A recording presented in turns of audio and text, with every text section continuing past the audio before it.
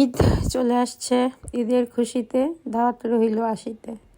সবাইকে আসসালামু আলাইকুম, কেমন আছেন? তো আজকে বড় ছেলেকে নিয়ে চলে যাচ্ছি ঈদ মার্কেট। তো আমার বড় ছেলে কিন্তু এখন পর্যন্ত কোনো কেনাকাটাই করেনি। সে বলছে যে আম্মু এবার ঈদে আমার বেশি কিছু কেনাকাটা দরকার। ছেলে আমাকে যতই বলুক যে আম্মু কেনাকাটা দরকার নাই, মায়ের মন বাবার মন তারা কি কখনো মানে বলেন? তো ওর বাবা বলে বলে আমাদেরকে মার্কেটে পাঠাইছে। তো চলে আসছে ছেলেকে। আমি জানিও না আমাদের শিবচরে এত সুন্দর সুন্দর শোরুম হয়েছে শীততাপ নিয়ন্ত্রিত। তো আমরা চলে আসছি টার্গেট শোরুমে। তো টার্গেটে শুনতেছি 50% ডিসকাউন্ট চলতেছে। তো আমার বড় ছেলে বলতেছে আম্মু এই শোরুমটা পাঞ্জাবিগুলো কিন্তু খুবই কমফোর্ট। তো আমি টার্গেট শোরুমে যেহেতু প্রথম ঢুকেছি তাই একটু ভিডিও করে নিলাম। ভালো লাগছে আমার কাছে শোরুমের ডেকোরেশন। আমাদের শিবচর কিন্তু মাশাআল্লাহ আগে থেকে অনেক উন্নত হয়ে গেছে, আর আমার শোরুমগুলো দেখে তো একদম মন ভরে গেছে। এইদিকে আমার ছেলে এক একটা করে পাঞ্জাবি ট্রায়াল দিচ্ছে, কোনটা ভালো লাগে কোনটা কি করে।